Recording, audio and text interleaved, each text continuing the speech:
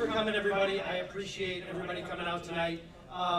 Listen, this is one of these things that came together really quickly, and I'm really humbled and proud to have people here that both I can call my friends and people that I look up to in various ways. You might not know that, but I do. And so we have some of the best sales leaders in Boston here tonight, and we're talking about something that's probably on the minds of most salespeople and most sales leaders, right? And so I wanted to just say thank you for being here, and thank you for being here. This is our new home, so welcome. As any home is furnished, we have food and booze, and there's bathrooms in the back. We'll be talking for about an hour or so, and then we'll do some Q&A at the end. Close to you or something? Okay, so first I want to just kick off by asking each of you to sort of introduce yourself, where you've been, where you are today, what your company does, give you a little bit of a shameless plug, so go ahead and kick it off, Josh. All right. Am I hot here? Hot mic. Hot? Hot? Test? Yeah. Okay, we're hot. Move it up a little. You guys hear me? I can hear you. Does anybody know that when I was in college, I was a rapper? That is true. That is 100% true. What was the rapper name, which is the most important part? We can't, because then the Google machine comes out. Oh, that's true. Okay. So my name's Josh Allen. I am with CarGurus, Senior Vice President of Sales for North America. I've been there for about 2 years, and prior to that time was with LogMeIn for 10 years. So joined LogMeIn back in 2006, right after we had come off a $3 million a year, and we're trying to figure out what type of a company we were going to be. Left LogMeIn in 2016 when they were a $360 million company right before they merged with Citrix and became a very, very big company that they are today. I have a great team, a few who are here tonight. Where's the team? Shout out. Team is, where are you guys? We got front row seats and the comfy seats here, Colton and Zev. But we have a sales and service team at CarGurus of about 300 here for North America, predominantly inside sales, but also have a field sales team, big customer success team, and sales operations team. Armin and I have worked together pretty much since I came out of college, so it's been a long time. Nice to be here tonight.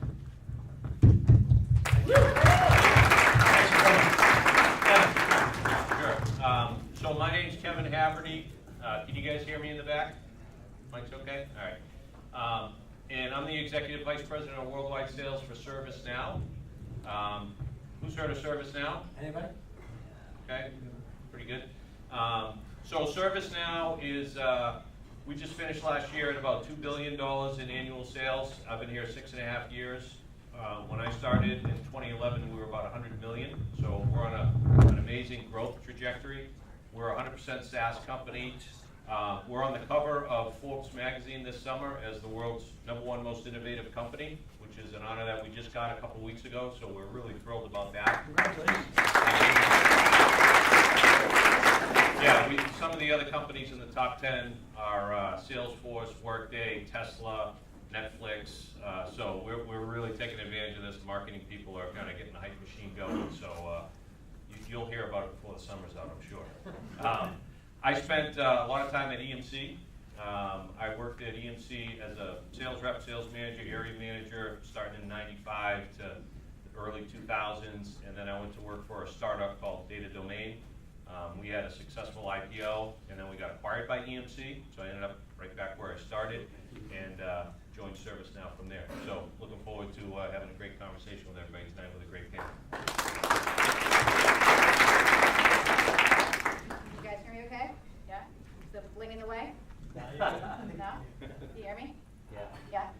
Hi everyone, my name is Michelle Benfer. I'm a Vice President of Sales at HubSpot. I manage our small business segment here in North America. I have a team of just under 100 people total. Has anyone here heard of HubSpot? Any HubSpotters in the house right now? I like to roll with the cost We got a great group of people. As many of you may know, HubSpot continues to be one of the best companies to work for in tech in general, and I'm humbled to be a part of it. I just joined the company just about 6 months ago to run the small business segment. Prior to that, like Armin and like Josh, I have pedigree coming out of me in. So prior to HubSpot, I ran sales for our LastPass product, password management, and also join.me screen share for quite some time. And prior to my time at LogMeIn, I worked in media sales. So I've sold everything from air to newspapers to magazines. I previously sold cars. So a little bit of everything. I just have sales in my DNA. So thrilled to be here. Also want to say congratulations to Drift and the Drift team. You guys have really shown Boston what an elevated level of marketing can look like all over my LinkedIn feed. But congratulations on your success. DG. And thanks for having us here. Really appreciate it. Yeah. Oh, and shameless plug, we're hiring. So just Aren't we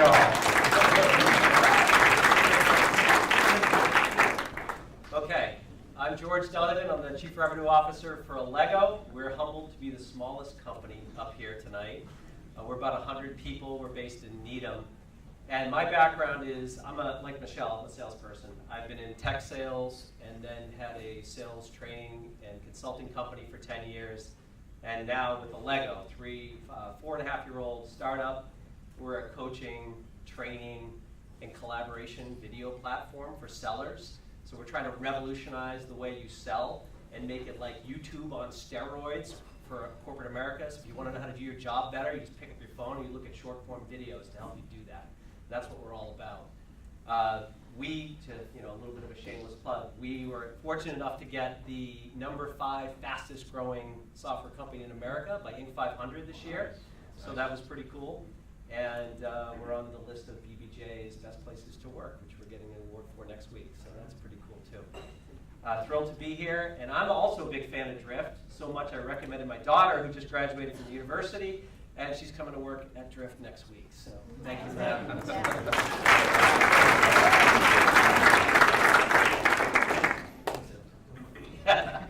I want to know why we didn't get it. Hey, it's already done. It's done. It's done. John DeVajan, Chief Revenue Officer at Salsify. I've known Armin a bunch of years. We're Armenian. We go back to, we go way back, but 6,000 years. Yes, 6,000. So thank you for having us. This is great. Where's the Salsify crew? I see a couple of them there, and then Steve's here somewhere. Yeah. Steve. Right? Steve's over there. Cameraman tonight. So South Africans don't shout. I got a question. How many non-drifters are in the room here? Do you call them drifters? Yeah, sure. Yeah. Yeah. So there's a lot, right? That's How pretty good. many non-drift customers? Who's a customer of Drift? No, non-drift, non-customers. I Non- gotta get the salespeople. Yeah. So just real quick, Salsify, we enable brands to provide you, the consumer, the experiences that you demand. And what that is, it's all built around content. So when you're shopping online, the experiences that you have, whether it be on Amazon, Walmart, or wherever, we tend to think we power a lot of that content, whether it's the images, the rich media, the written content, and so forth. It's a lot more exciting than that. We are hiring as well. And if you come in, we'll tell you more about it and how successful we are, right? Do that. So there's my commercial. That's a good So I've been at Salsify for just over 3 years, and it's been great.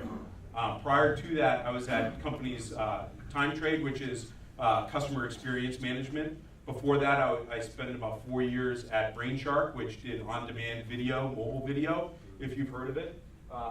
I'm sorry, I'm not there anymore.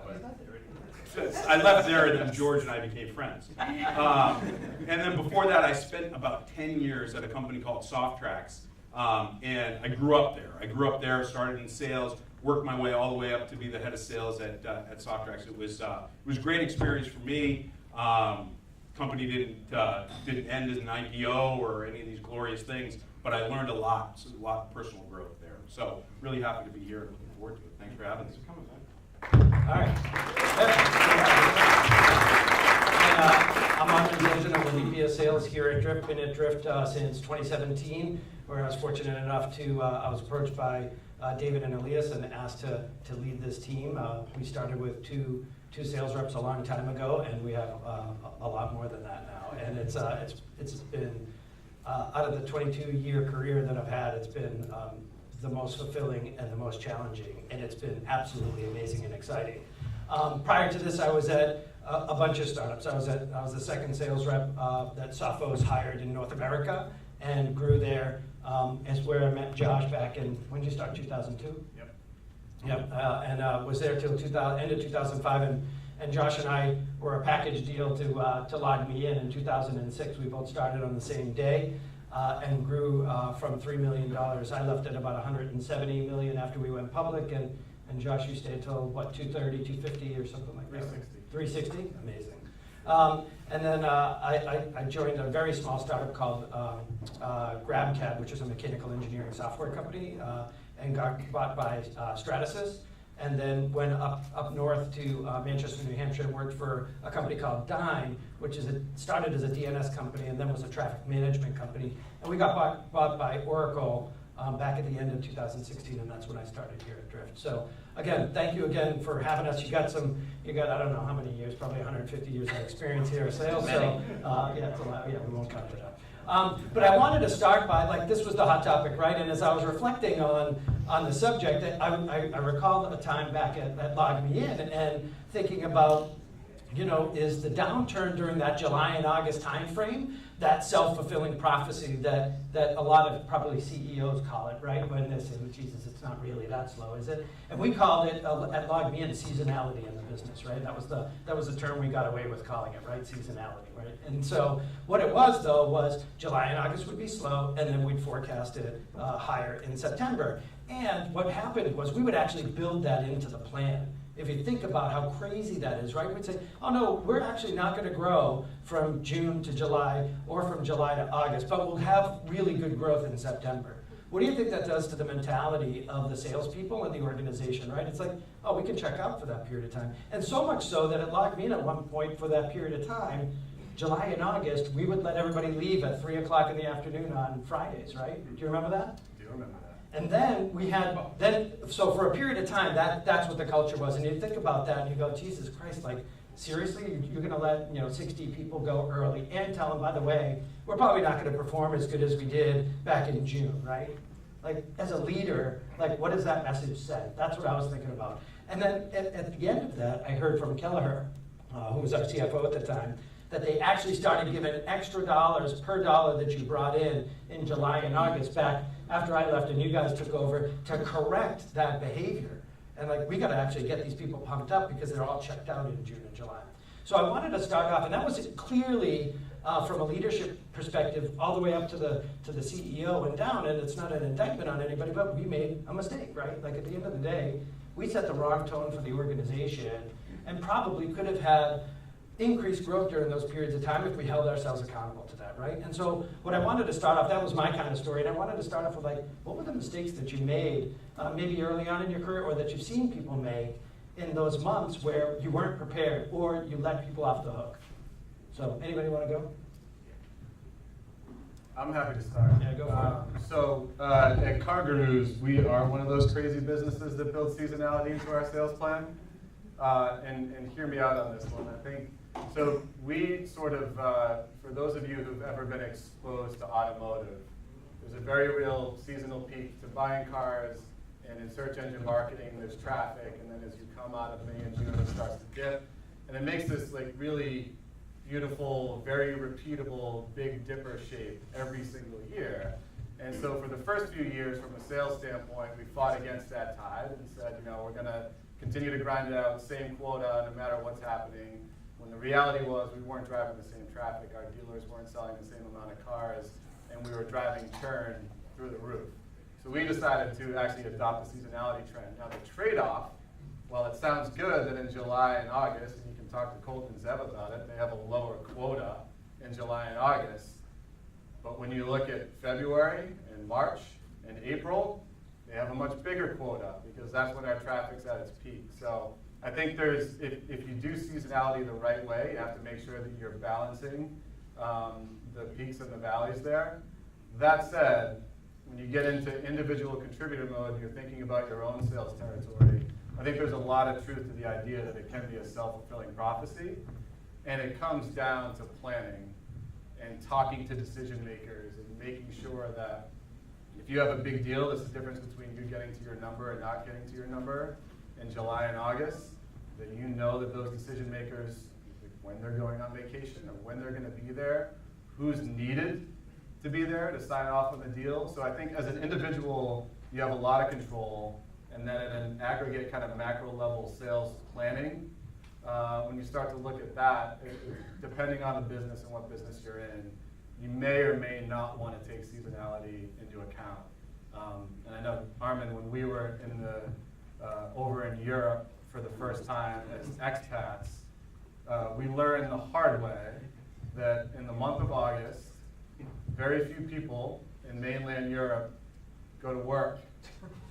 And you have to account Not an for that. indictment on Europeans. Not at all, no. It's I mean, it's a fantastic lifestyle and all that. But as a sales business, you do have to plan for that. You have to account for it. It's actually a real thing that the average company in Europe, they're pushing 2 to 2.5 weeks vacation in the month of August. So the chance of you getting all decision makers aligned, whether it's an SMB deal, mid-market deal, enterprise deal, is relatively low.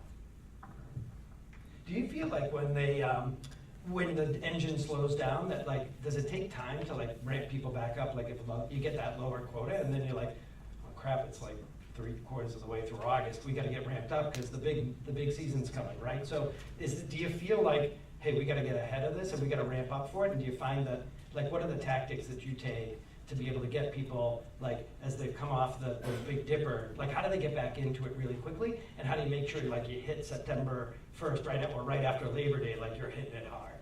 Yeah, it's the mentality of monthly targets with a quarterly view.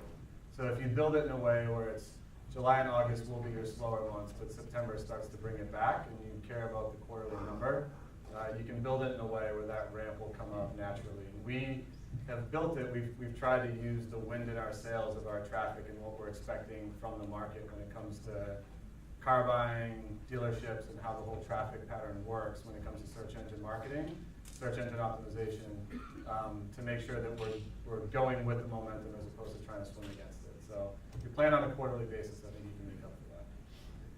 So I'd like to add a little bit. You know, you have empirical data that your business does slow down in the summer, right? If people aren't buying cars, they don't need your services as much. Not all businesses have that, right? And so ServiceNow, we're more of an enterprise software sale, so it's a little bit more of a quarterly view. We don't assign quotas by month, but we do.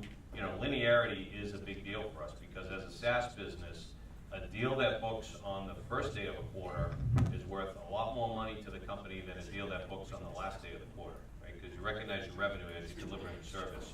And so it really does matter. And I think the European thing, that's legit, that's real. I moved into the worldwide role 4 years ago in June, and it was horrifying because like they weren't even dialing into forecast calls, never mind going on sales calls. But thankfully, if you're in a U.S. territory, which most of the people in this room are, you don't have that level of people checking out. But there are some basics that I think as a sales professional, you should take care of. And my advice to you would be, number one, know your decision makers' vacation plans.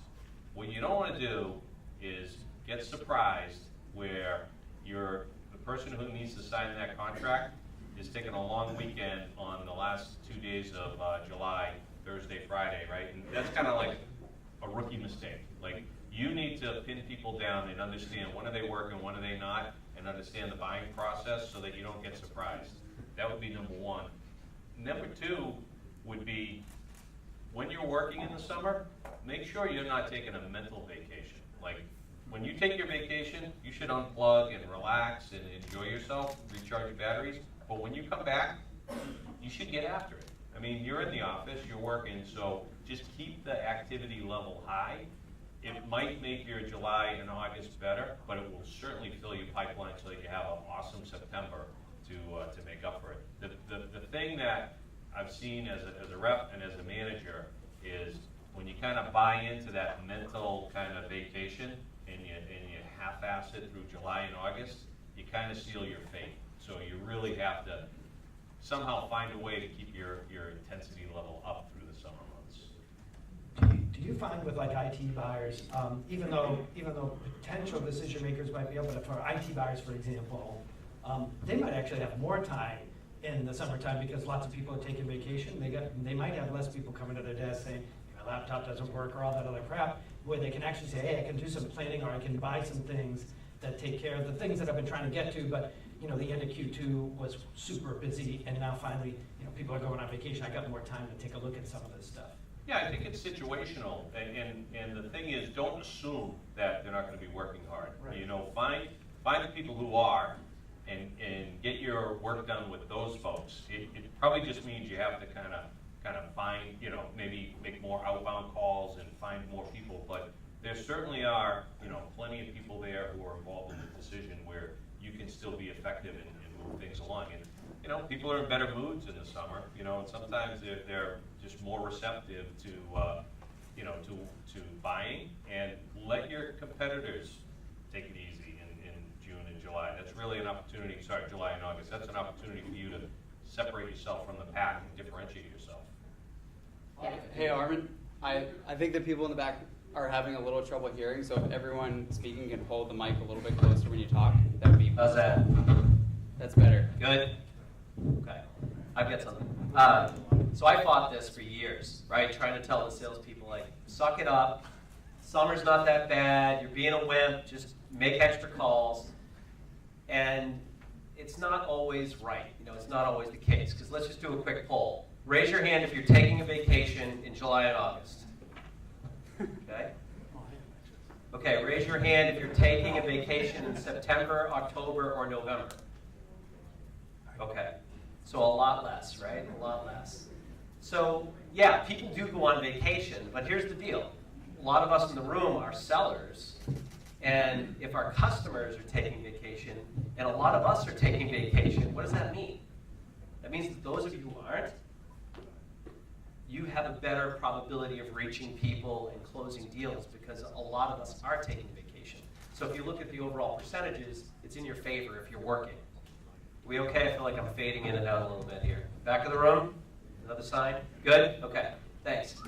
So yes, it is seasonal. We've adjusted for that. We've upped our June numbers. We've upped our September numbers because we learned being a young company in the first few years. We honestly missed Q3 our first year, we missed Q3 our second year, and we missed Q3 our third year. And finally we've learned and we've adjusted it so we are now increasing Q2 and Q4 and having a little bit of softness in the summer to just adjust for it. And that's all you have to do is set that expectation. You have to close business, you still have to, people are still buying every day, people are still working, but it's not going to be the same velocity perhaps that June or October, November, December are. So plan accordingly and you'll be okay. So just to add on that about the plan accordingly, what we do. Yeah, there you go. Look down. Take it off. Yeah. Well, talk to my chest. The way I actually think about it is it's one step behind. So if you're slow in July and August, think about how you started the year, right? We finished December. We're running towards the end of the year. We're all trying to crush our numbers at the end of Q4 for the most part if you're on a calendar year. And then you take the month of January and you're trying to figure out what's my territory, who's my boss, what's my comp plan. And that's true whether you're a salesperson or a manager, right? Then you get back into the groove in February, you get through kickoff and all of that distraction, and then all of a sudden it's the end of March and you're trying to crush it at the end of March, right?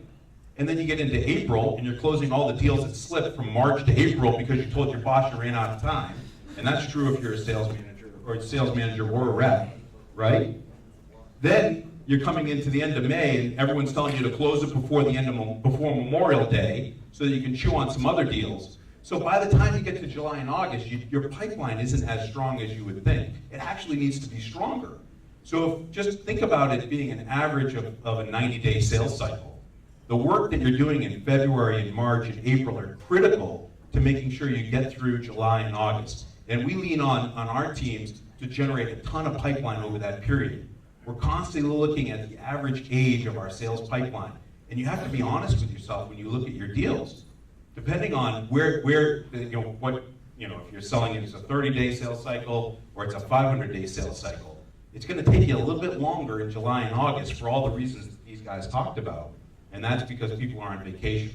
So you always have to get an earlier start. You got to get an earlier start. So you can sit here today and say that it's a little bit too late to be worried about July, and in some cases it might be a little bit too late to worry about August. So what can you do starting tomorrow to change that, right? It's too late now, so depending on your sales cycle. So I agree with what you said. Yeah, I'll just add, I also think, like, in my experience, the best reps figure it out, right? Like, the best reps are consistent. The best reps have a plan.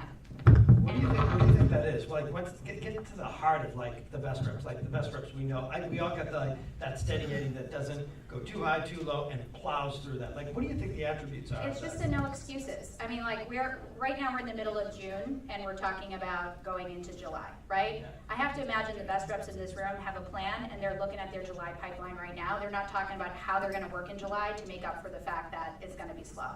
Right? Like, the reality of sellers, I don't care if you're a real estate seller, if you're a car dealer, like, you're gonna have slow times, you're gonna have, peaks and valleys, but if you're smart, you work harder during the times where it's famine, and when it's time of feast, you're just building that pipeline. So I just think, like, no matter what, it's really about the mindset that you have, going into any month and looking ahead and knowing that, it's really up to you, and it's kind of a no excuses mindset. Do you guys, so think about sort of maybe the slice of inbound versus outbound. So inbound, I mean, you should be able, right, you're still getting leads. It didn't turn to zero overnight, Yep. right? So, and maybe there's some slowness in the sales process, but, like, there's still people coming to your site. Like, I don't know if you guys all still, do you have inbound funnels that you feed off? I know you're mostly outbound, right? Yeah, we do. But you have inbound as well. So, like, the leads are coming in, like, they don't shut off, right? But it ebbs and flows. Like Sure. it affects us if our top of funnel dips for a month, Yeah. right? Or if there is a hiccup in our lead flow process, it affects the way our reps hit their number. But the smart reps say to themselves, I need to call my former customers and figure out if I have a cross-sell or upsell opportunity. I need to go to my closed lost ops. And I have to say, how's everything going with that product that you bought? Or did you just punt and you weren't ready then, are you ready now? Right? Like, you gotta get scrappy, and you can't just sit there and wait for leads to come your way. You gotta also be savvy and figure out how you're gonna find it. Yeah, you took my next question, which was, like, how does expansion and existing customers fit into the strategy? Yeah, I'll jump in. That's a huge focus for us over the summer. It's if it's harder to get new business rolling during the summer months, so it's a great time to focus on your existing customers and if you've got a customer success organization, have them have some sort of campaign to support sales to drive expansion in existing customers when there's an opportunity to do that. And we also made a shift where we had more marketing events in June. We doubled down on June for marketing events, which would drive leads coming into July and August that will carry us through the summer, where we didn't have that last year. So I'm curious to see how we make out this year, but it was a conscious push to do that. And then the other thing that we did relative to product, we're having a major release. And I know not everybody's in the software business, but if you can have any sort of a big announcement in your business at the end of June or beginning of July that creates a buzz and has an opportunity, a reason to reach out to customers and prospects with something else other than, hey, you want to buy something today. That was another shift that we had. And then the third one that we had was because we're a SaaS product, we enabled our customers to self-provision licenses over the last few months. So now we've been waiting as they're self-provisioning, and come July, we're going to reach out to them and say, hey, did you notice that you've added 50 licenses? Time to pay up. So we've had a Killer. That's killer. So, right, pretty good strat. I can't take credit for that. I'm not that smart. But we'll make the calls and bring in the money. So just there's little shifts you can make to marketing, to product, to customer success that can help drive incremental dollars during the slower summer months.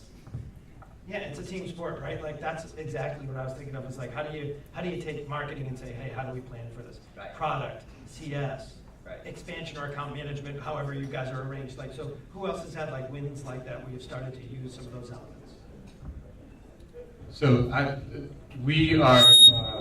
our teams are specialized in terms of hunting and account management. So we don't have the hunters don't have the luxury of being able to go back in and try to talk to their existing customers I do want to ask a question. How many people in here carry a quota for their job? How many of you know exactly on a daily basis what you have to do from an activity standpoint to be able to get to your number? So that is the key right there, because whether you go through months that are fat and it seems like everybody you talked to 3 months ago, 4 months ago, 6 months ago, 12 months ago, those deals are closing and it feels like, oh man, I'm a great closer, like all this magic is happening. It's like, no, it's all the work that you put in through all those months to get those deals there.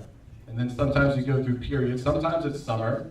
Some people in K-12 driven businesses or higher ed, they're affected by different types of seasonality.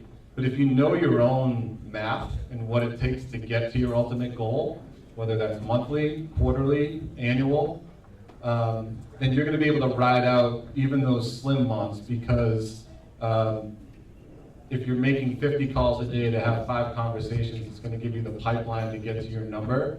If you need to ramp that up to 60 calls or 65 calls in the months like July or August, where there are fewer people there, to still be able to drive the same level of input activity, the same level of pipeline that you need to get to your number, then that's the trade-off. Because in other months like March, maybe it's only 35 or 40 calls, but you're still driving the same type of opportunity. So to me, I think the whole seasonality concept, the summer months, and thinking about your business comes down to know your number, know the inputs it takes to ultimately get to that longer term goal, and work your way back. And then it's the self-discipline to hold yourself accountable for being able to get to those inputs on a daily, weekly, monthly basis to get there. No, I agree. I think knowing what it's going to take to fill your pipeline to, the good thing is we know July and August are coming every year. It doesn't surprise us. So we're all, DC gave us all calendars. Yeah, you Hey, guys by the have way, calendars. did you know this July and August, that's called summer, and 4th of July, those happen every year, right? Yeah. So, reminders. Yeah, and so even if you're new in sales, your manager will tell you. So there are, usually the things that get you in sales are surprises. So this phenomenon is not a surprise, and the fact that you're here in this seminar means you care about it. And so you just, it's not any special formula, it's more kind of grit, like you were saying, and just being scrappy and thinking about it and taking action so that you're prepared for it. And know your sales cycle length. Like, how many days does it take for you to close a deal on average? If it's 15 and what your activity you put in this week, if you don't have enough ops in the pipeline, you know your close rate, you know your average deal size, you just, to Josh's point, you know your metrics, but particularly that sales cycle length, you're gonna know what you're gonna close the next 15 days, 3 weeks, whatever your average sales cycle takes. So it's really like knowing your own stats in order to help coach yourself and to work with your manager to help coach you to be more effective. So as a leader, that's a good question. I was going to ask this. So all of you have varying degrees of sales cycles, and so if you don't mind, like talking about a little bit of like how long your sales cycle is, and like, do you as leaders think about like, okay, summer is coming, maybe there is some seasonality, maybe we have planned for it, but we still could be surprised by a deeper downturn than maybe was expected. So do you think backwards from what your average sales cycle is and think about, okay, hey, wait a minute, in May we got to do X number of activities, product, marketing, whatever. Do you work with the other leaders in your organization to try to develop programs around mitigating that? Yeah, so we at ServiceNow, we've put a lot of thought around that over the years, and we are a big user of analytics, right? So we happen to use Tableau. We have a lot of Tableau dashboards that are built, and it shows a rep's current quarter, how much is in the pipeline, and then their out quarter. And then it's a tool for a rep on their own initiative or a sales manager to have a conversation with a rep and say, we can tell, in next quarter you need to have 3 times more pipeline than your quota in order for you to have, a decent chance. The deals need to be this mature, and you have 2.3 times. So what are you going to do in the next 30 days to get that pipeline in your out quarter up? So as much as you can, and if you don't have those dashboards yet and your company's emerging, you still have that knowledge. You know what your pipeline is. You might have to do it a little bit more manually, but we tend to sometimes keep our heads down and we're closing deals, but we also need to kind of look at what's coming down the road and what activity can we take, or in partnership with marketing or inside sales or whoever else, to make sure that we're also kind of feeding the future months. So we've got a number of different sales teams. Our average sales cycle in days is 100 days. And what we look at, get this place off this. Can't afford a microphone, can you? Got this beautiful Great place, space. but no microphones. Ask him how much I paid him to be. Yeah. So our average sales cycle is 100 days. Something that I look at, these guys will tell you that I look at a couple of numbers every day. Just a couple. Tim, how many numbers does he look at each day? Totally high. So one thing that is really important when you come into summer months is the average sales cycle and the pipeline that you've got and the age of your pipeline. Because if in our case we've got 100 days, we look at that pipeline every day and we want to see that average between 60 and 70 days. And if it starts creeping up, that means your pipeline's getting a little bit older. That could be okay if you're towards the end of the month and you're going to close a bunch of those deals. But at this point, I'm looking towards the future, and if that average age is in the high 50s or low 60s, it's not mature enough to get me through July and August. So I really want a heavy, mature pipeline, closer, in our case, closer to 70 days. So if the pipeline average age is about 70 days, and I already know my average deal size, I know my cycle, then I know I've got enough to get through July and August, assuming there's a total number of dollars and number of opportunities in there. Now, anybody can do that. You can do that as an individual contributor. You can do that as a sales manager, director, VP. But that's an early indicator when you get to March, April, depending on your sales cycle, May and June, as to can you weather the storm in July and August. Or are you going to be doing kind of what you were suggesting early on, like, let's just make more calls. It's July 15th, just call more people, right? You don't want to be in that situation. And for George, like, so you said you went through a couple of cycles of like learning the hard way, right? Right. So what was it that did you have the lack of analytics, or did you have the belief that you could like put your head down and like crush through the summer, or what surprised you that you guys hadn't yet planned for? All of the above. New company, first couple of years in the business, didn't have any analytics, and the mentality of put the cape on and just grind through it and try to work hard and get it done. And then after about 2 or 3 years of that, we realized, okay, there is some reality to this in our business, and we're more of a quarterly look. We're not monthly. Of course, you want growth every month, year over year, but we take more of a quarterly look, and our ASP is 40 grand in our mid-market team and about 125, 150 in our enterprise team. So they're bigger deals, tend to be bigger deals, and so we have more of a quarterly focus, but at the same time you want to pace by month. So we just planned for it this year. We just knew it might be a little bit slower, and when you're a young company and you don't have the sales in previous years in July and August, guess what you don't have this year in July and August? Renewals, right? As many renewals. So we really have to, we get to the size where we have to plan for it, and we're okay, because the June number's huge. Get ready, guys. The Allego folks out there, we've got a lot to do in the next 2 weeks, and then September's big too. So. Josh, I know you've been a big proponent of like reps owning their own individual metrics versus like the organization saying, hey, everybody should do this number of calls, because over the period of being a Log Me In, that everybody had their own like sort of efficiency score, right? And so how did that play into you guys sort of planning for, did you give like a different target for each rep in terms of like, hey, as we get through this period of time, whatever it was, whether it was summer or not, like you need to do X more than the guy next to you, because the guy next to you or the gal next to you has a much better efficiency score than you do, so your volume's gonna be bigger. How did you like come to sort of figure that out, and then how did you deliver that to the team? Yeah, I think the way we approached it was everybody ultimately is going to end up at the same finish line, but their journey to get to that finish line can be different.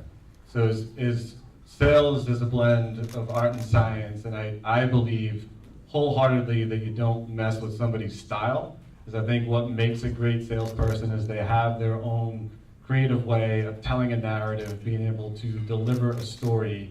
And if you were to walk down the table at our President's Club this year in the Bahamas and talk to each individual about how they got there, you'd hear a slightly different tale. Ultimately, the result is the same, but the way of getting there can be a little bit different. So the way we approached it is really to be very cognizant about what you're trying to get to, and a little extra credit. The best reps don't aim for their number, they aim for what they want to earn. So if you look at, if your on-target earnings are 110 grand, but you want to earn 150, work back from 150. It's the mentality of aim for the stars and land on the moon. Figure out what you want to earn there. But if you talk to the team, they all had kind of the same mentality of that's what I want to earn. So I'm going to work my way back and understand that, we had people at LogMeIn, we have people at CarGurus where they could have 2 conversations a day, but those 2 conversations are so meaningful in what they do to move a deal forward that it's worth 5 conversations from somebody who's right next to them. But the result is the same, and what they're going to produce is the same. And for us at CarGurus, for my teams at LogMeIn, we accepted that instead of fighting against it, so long as everybody could present their math and the way they approach things. And so. Mike, up a little further. Okay, Yeah. thanks. So how was it? So how many reps were underneath you when you guys sort of said we're not going to fight it anymore? We're gonna accept it and embrace it, right? Yeah, so the first time I tried this was at LogMeIn in Dublin, when we had a team spread across all different countries. Yeah. We had very different styles, very different buyers, and that was the reason. It was actually the customer. The customer was different in Germany than it was in the UK, than it was in Italy, than it was in Portugal. And so we decided to sort of give the reps that freedom to go for the same result, because quotas were the same, but they could get there different ways. And then since I've come to CarGurus, it's been the same kind of mentality of if you're going to have 2 conversations or 5 conversations, we're not going to fight you on what you need to do, but you need to produce this pipeline with this sales cycle and this conversion rate to get this result. And you could go down the team and you're going to have different numbers across people, but everybody knows how they have to get there. And did you have to have how did you manage that, both your direct line managers and then you, where you're like, okay, everybody's got a different efficiency score, everybody's got the same quota. Are you just looking at for the leaders in the room, are you just looking at pipeline and not activity at all? Or do you only wait for a problem in pipeline to happen before you dive into activity? So for us, because it's a much more transactional business, and this is speaking to the inside team, input activity. So we actually measure conversations, and a conversation for us is a 5-minute conversation. This was the result of a conversation I had with Trish Bertuzzi at their Bridge group, and we were trying to level set and move away from arbitrary numbers as to what was a conversation. Some people have used 2 minutes. I've seen 2 minutes games where you get the receptionist on the phone and ask her how the weather is and what's going on there today and if anybody's around, and then suddenly it hits 2 minutes and they hang up and that's a conversation. So we try to get away from that and measure it on 5 minutes, and that has been at a macro level. So if any of you are directors or VPs of businesses that have 15 reps, 20 reps, something above that, when I look at it, my smallest team is 70. So you can look at the inputs from a conversation level and on a weekly basis know exactly what that's going to yield for both pipeline and bookings results. So believe it or not, actually, as the team gets bigger and the number of transactions gets bigger, it becomes easier to predict what's going to happen. So then it's levers on which managers, which team leads, which directors need to push their teams in which direction. Mm-hmm. Now Kevin's got the most direct reports out. Kevin's got the most direct reports out of any of us, right? You got 2,000, right? Or 2,000 people in your organization. Do you have that concept as well, or are you guys more vanilla flavored? Where we know that X number of BDRs, you guys call them ADRs, or salespeople have to do this much of activity. Do you have that variance of productivity or efficiency gain to be able to manage the business through periods of time where it might be slow?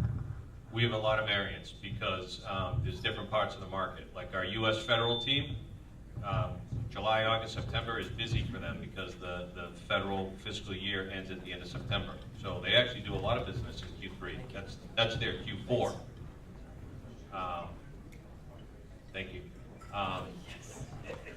In Australia, it's winter when it's summer for us, right? So they have different vacation schedules, and so they're really busy in July and August because that's the middle of their winter, and nobody's on vacation.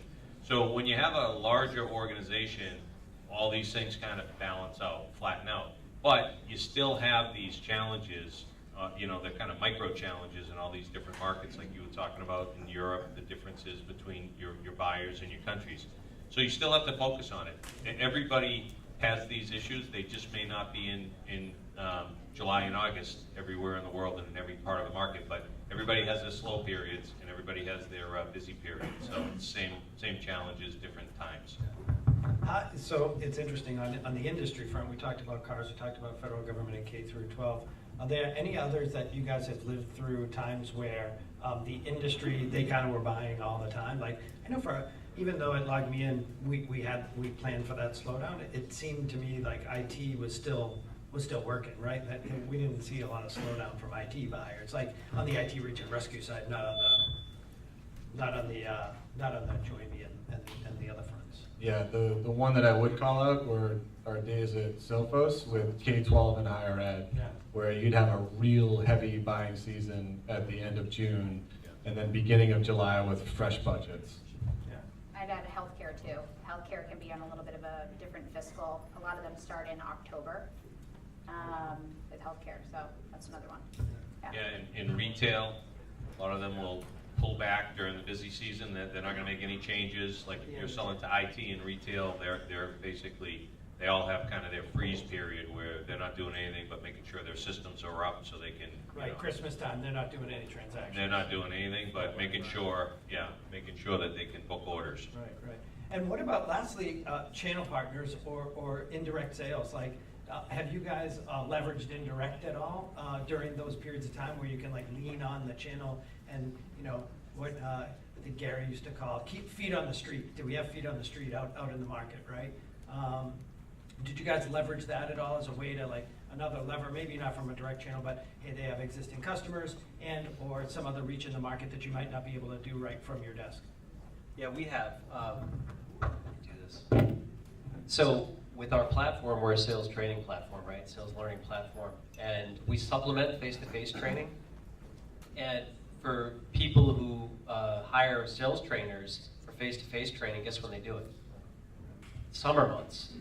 Why? Because it tends to be slower. So a lot of the, John Barrows might be in the room here and other folks who do a lot of sales training in the area, or if it's Wilson Learning, Sandler Learning, any of those selling systems, their busiest season is in the summer because that tends to be the slower time for buying or for selling for the sellers. So you look for a little niche like that, and our partners are sales trainers who are doing face-to-face and they're looking to supplement their training with a platform. So that's a little avenue that we've found that helps boost our sales in the summers. It's a nice symbiotic relationship with our partners.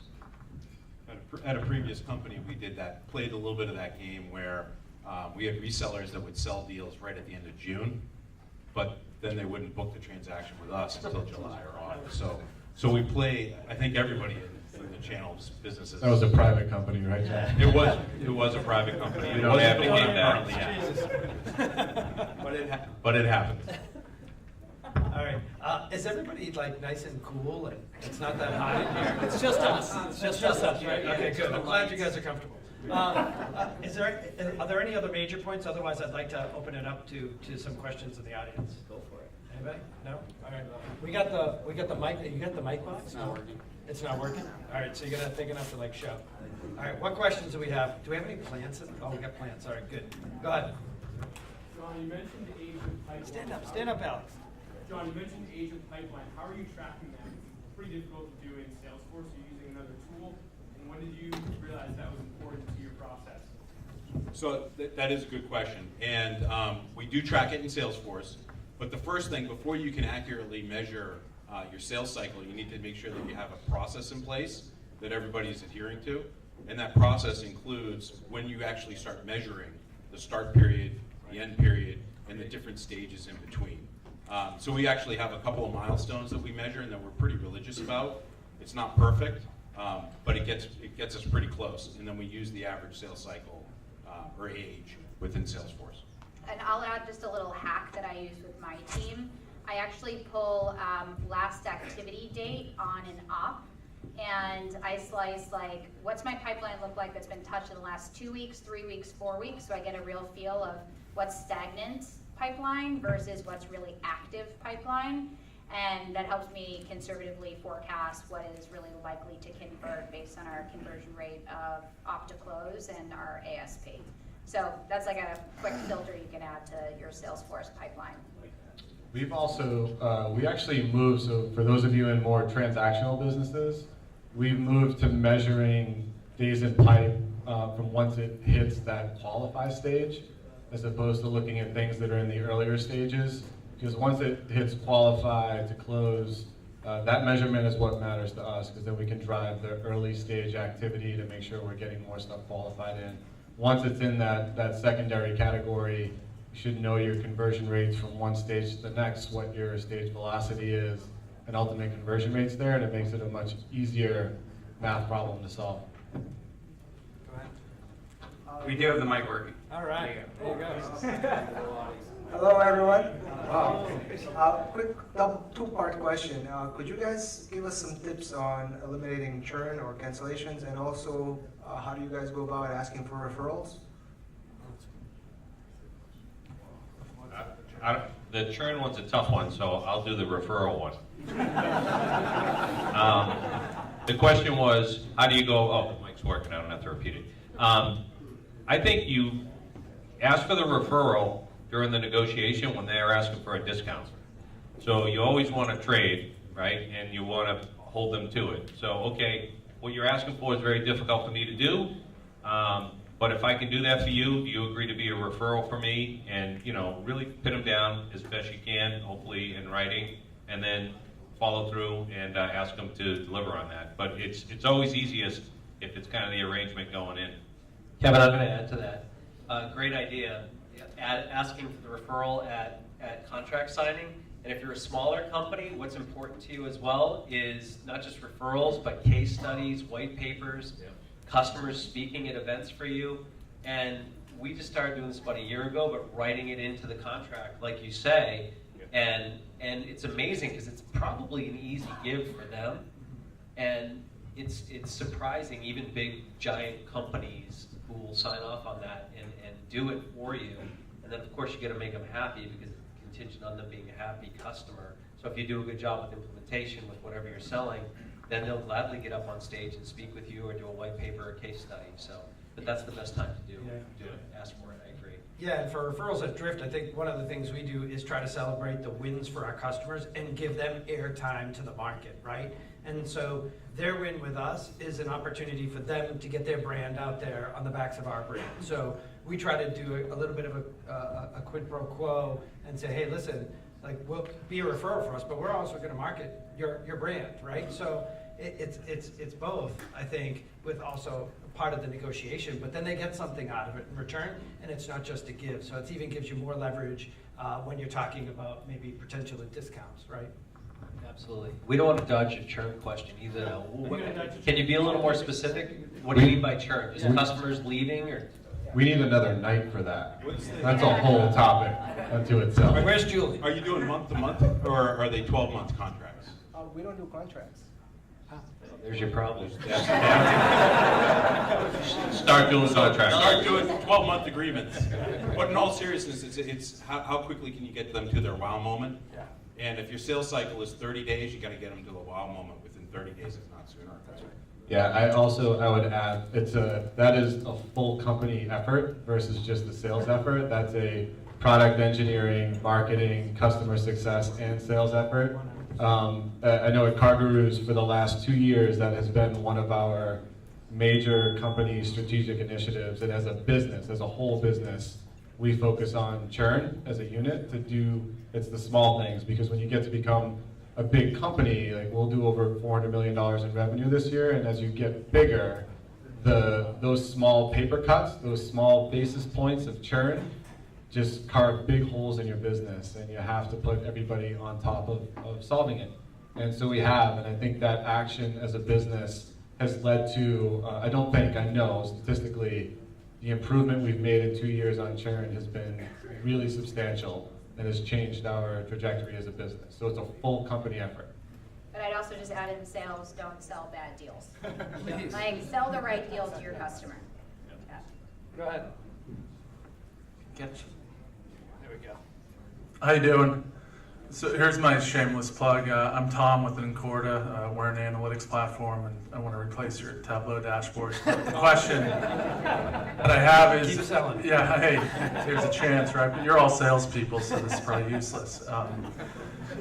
As executives at your organization, we're talking about what we can control, but when you look across your peers in marketing or engineering, what are you doing to assist your team to get those other functions that might be taking vacation, taking time off, especially as you look towards the summer to say, wait a minute, we're actually driven by quota, we're measured very easily within an organization. So how do you get those other people to row just as hard as we are during those down months? Yeah. How do you manage up to your other executives, to your CEO? No, that's a great question. At HubSpot, sales, marketing, and product are all aligned with the same goals. So product has to drive a certain amount of monthly recurring revenue for us, same as our marketing team. So if we fail, they fail, and vice versa. So our vectors are completely aligned when it comes to really kind of one company goal on where we need to deliver, and that's for each team and segment and globally what they're gonna send our way. So it's kind of pure alignment among the three departments. Yeah, and what we do at ServiceNow is, the salespeople are paid on a salary and commission, so that kind of takes care of itself. But for all the other employees in the company, there's a quarterly bonus, and the quarterly bonus is based on the company, some metrics that we decide are important. It's our renewal rate, it's making our number, and for us right now, it's important to land global 2000s. So we have to land 20 global 2000s per quarter. If we do those things, all the employees make their bonus, and if we exceed them, they make more than their bonus. So what it does culturally is it makes everybody feel like they're part of sales. So if you can kind of get the whole company feel like, hey, you're all in sales, regardless of what department you're in, it gets everybody on the same page. Go for it. Yeah. Sure. My name Ready? is Fox. Hey. Yeah, I love it. Yeah, it's awesome. Thanks. Thanks for coming out tonight. My name is Brett from QuickBase. Question is, I know you've all been in sales for quite a while. Looking back to your days as a sales rep, say that your sales leader asked you to generate 10, sales qualified opportunities, net new logos, say this month or next month. I know everyone has a different style. What would your approach be on that, whether it's a lot of dials or maybe having your own event in a certain territory, or just be curious to hear what your strategy would be on that? I would start with a whole lot of questions for you, Brent. Yeah. So, Right, yeah. have you done this in prior months? Yes. Oh, yes. You've done this in prior months? Yes. So you know how many people you had to call to get those 10 opportunities? Correct, yeah. All right. Have you been through a summer before doing the same thing? No. Okay.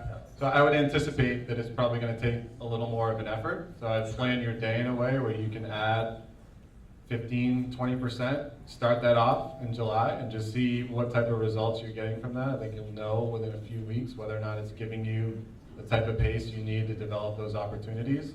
But anticipate that it will be a little bit harder to get people on the phone, adjust what you need for inputs in terms of just activities to try to drive that. And worst case, if you overcompensate, you'll get there faster. But I would try to ramp it up a little bit and just see what you get for a result. You have to go through one of them to learn what it's going to take to get there. Yeah, and I think it goes back to what Michelle said, which is the scrappiness, right? You need referrals. Like, how many times you're asking for referrals on deals in March when you're crushing it, right? Probably not that often, right? Because you don't need them. That's when you need to be asking, right? In addition to that, how many leads do you get if you get any, and what's your conversion rate? You probably need to amp that up. A lot of salespeople, intuitively know, I know that not all the leads are good. I know that I only need to convert X number of the leads. Some of them aren't going to convert, right? Well, you're probably going to have to squeeze more of the lead flow that you got, right? And so what are you going to need to do that? You probably need to do some research on LinkedIn, understand a little bit more about their business, take a little bit more time in your approach, rather than maybe when things are hot, like Josh said, you're just like feeling like magic is happening, right? And you're just hand over fist going. You got to probably put some more time and effort into making sure that you convert those things based on the personalization of your outreach and sort of positioning that problem for that customer and how you can solve it, right? I was just going to say that I don't think there are any shortcuts. No. I mean, you know what you need to do, have fun with it, right? Yeah. But just like you were answering Josh's questions, you know what you got to do. Of course. Right? There's another question back here. Yeah, she had her hand up. Who? Right back here. Yeah, there you go. Hello? Okay. So I'm not a salesperson, but I want to help in any way that I can. What is one thing that you wish your marketing departments knew? Oh boy. How hard it is to sell. It is really, really hard. What salespeople do every day, asking somebody to part with money, is really hard. I wish they knew it. I would just add sense of urgency, right? If you see, thank you very much. But you can see the tone of the company go up and down with the urgency in the sales team, end of month, end of quarter. And when the sales team observes the rest of the company reacting and putting in the same amount of effort, maybe extra hours, what can I do, be there late nights, whatever it takes, even if it's just for moral support, that counts. So sense of urgency. Yeah, it's the mentality of if marketing has their targets and they know exactly what they're expected to provide for the sales organization to get to their numbers, that alignment is what's going to drive their sense of urgency as well. So to me, it's tying what marketing's goals are to what sales goals are, agreeing on those, and then having the same level of urgency to achieve them. So both orgs get to what they have to get to. All right, we got time for about 5 more questions. We got 1, 2, 3, 4, and I don't get a question. I got a question. 5 minutes. All the way over there. Where? Don't throw. Don't throw. Yeah. There you go. I can catch things. All right, fine. I didn't say. All right. He can't throw. So I thought it was really interesting that, George, you mentioned that product releases coming out at the end of June, early July really help drive sales. Along that line of product releases, one of the problems that I think a lot of us in sales at software companies have is understanding what's coming down the pipeline from engineering. How do you improve that communication line from engineering to sales in order to make sure that you don't have those cancellations when that contract is up in a year? Yeah, that's a good question. So you're talking more about roadmap, releases, that type of thing? Yeah. Like what's coming? So it's twofold, right? One is it's make sure you have a clear channel of communication from the customer to sales or customer success back to product development. That's number one. And you have to track that information that the customers are feeding back to you and make sure that it's being built into the product with the engineering team. And we have a monthly meeting and a quarterly innovation meeting where we just, basically the whole company sits around the table. We're only 100 people, so we can do this, and brainstorm with product as to what we're hearing from the field and what customers want. So that's one, to make sure you're capturing what customers want. 2 is then making sure that you have a cadence with sales and product and engineering to make sure that they are absolutely in the know as to what's coming, what the deadlines are, and hopefully in your development organization, they have bonuses or penalties if they don't meet their deadlines, just like we do in sales if we don't meet our, our quotas. That is exactly something we're struggling with right now, and these guys will tell you that too, the Salsify folks that are here. And the way we plan to solve it is via product marketing, letting product marketing be the megaphone from our product and engineering team out to our sales and CS team and to our customers. So they're the megaphone and the listeners. Yeah. Another question over here. So let's talk about churn from a different perspective. Churn of your sales professionals within the organization.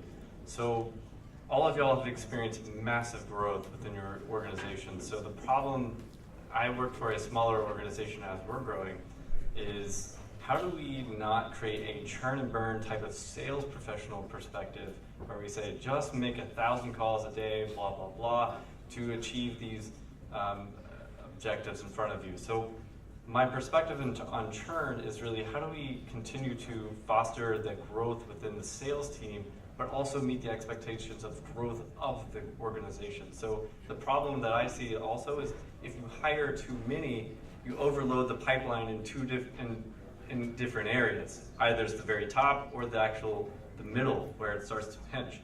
So how have y'all resolved those two types of scenarios?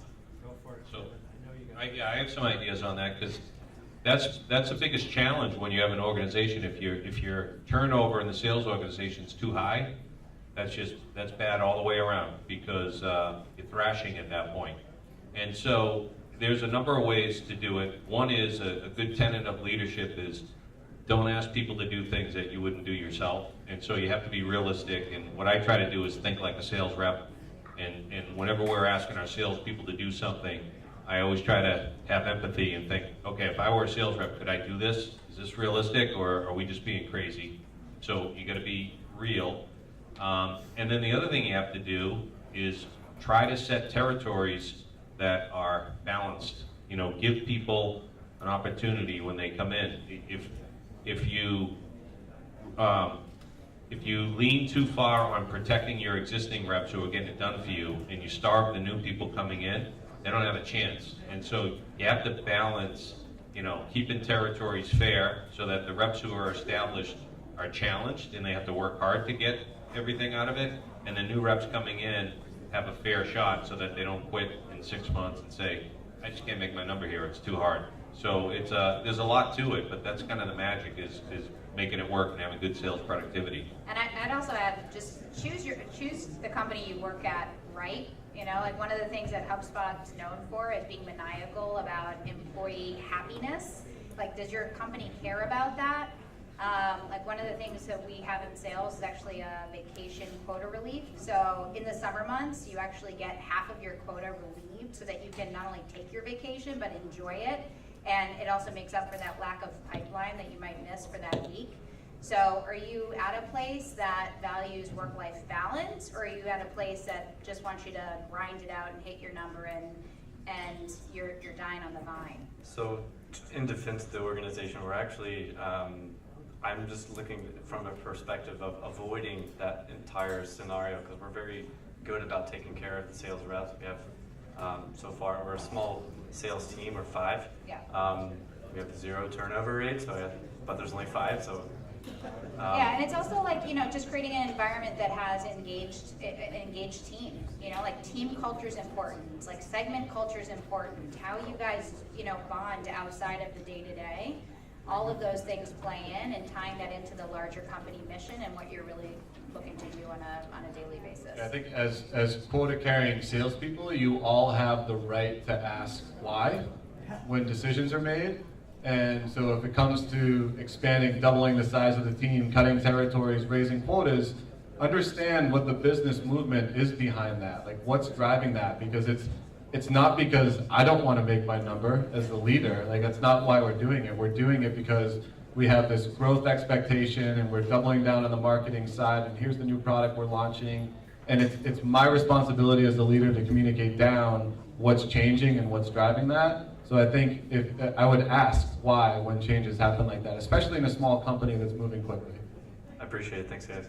Yeah, one right there. This is going to be the last one, I think, right? Yeah. Okay. Make it a good one. Yeah, so this question was specifically for Armin, and I just wanted to start off by saying thank you for the Drift team setting this up. It's been a great event. Oh, thanks. Yep. My company at Spiro Technologies, we use Drift, and we like it a lot. But my question revolves around a post your CEO made a day ago, where he said he didn't bother to install any phones in the new office. And so I think I speak for all the sales reps here today, where I say we've all closed the deal off a cold call. What do you think? Do you actually think, do you believe in this this rhetoric, or is this just part of your sales pitch? Is this just part of your sales pitch? Here's my prerogative. I love it. Is he here? He's not here, unfortunately. I feel like call him up. I don't know. Bring him up. Should I bring him up? It's being recorded, right? You should FaceTime him now. I'm gonna stand over here. It's interesting. You know, I said to my wife when I joined Drift, I've never felt more prepared to take on a role like this. And then I walked into DC, no phones and no BDRs. And I was looking around like, what do you mean? And so it was a challenge, right? But I think the philosophy behind it is not a religious one. It's one to stretch my mind and say, okay, like, listen, if you didn't have that, what would you do? And we've been able to grow the sales organization, you know, from 2 to over 40 now in 17 months without phones. And do we use phones and do we call people up using a soft phone? Absolutely. Do we use it as a main channel of communication to engage with them first and try to start a sales process? No. And here's why. So I was at a CIO conference about maybe 2 months ago. Hamburger was there with me, right? And so I stood up in front of all these Boston CIOs, and I said, "Hey, how many people raise your hand if you bought something that started with a cold call?" And nobody raised their hand, right? And the next thing I asked was, "How many people know when you're in one of those informal stamped sequences that the rep just kind of cookie cutter sent and blasted out to 500 people, right?" And everybody raised their hand. I said, "Great." I said, "How many bought off of that?" And maybe one person did, right? And I said, "So that's interesting. So how many people have salespeople in their organization that do that every day?" And the whole place started to laugh a little bit. And I said, that's why Drift exists, because the engagement model, it's not that it's a bad strategy, it's the engagement model is changing. What we predict is that the model of engaging with people, the consumerization of IT has brought the buyer to think about hey, I want to buy and engage the way I do with Amazon, for example, right? And so why do I have to fill out this form? Why do I have to give you all my information? You've given me nothing in this transaction so far. Right? And so that's what we're betting on a little bit. So the answer is, do we have phones? We don't. Do we use phone calls to engage with customers? Yes. But it's not a main form of communication. Thank you. You got it. Does that answer your question? Was it good enough? That's a great answer. All right, good. All right. So I want to anybody else? So I want to thank you all. Like I said before, there's a lot of qualities about each of you that I look up. You want me to use this instead of this? This is the Drift box we use. I'm getting shut down. This sounds like really echoey now. I'm not talking into you, Mike. Good. Yeah. No, that's terrible. All right. So seriously? You go. All right. Good. Thanks. I just want to really thank you. All of you are people that, for different reasons, I looked up to, and I try to emulate some of the things that you guys do, and hope to be as successful as all of you someday. Seriously, I'm not kidding. And I see you as partners in crime in the Boston area, and so I really appreciate you coming here and spending the time. I know how hard all of you work, and so taking the time out of your day to come here and be with us is a real honor for me. So thank you, and thank all of you too to come and learn a little bit. So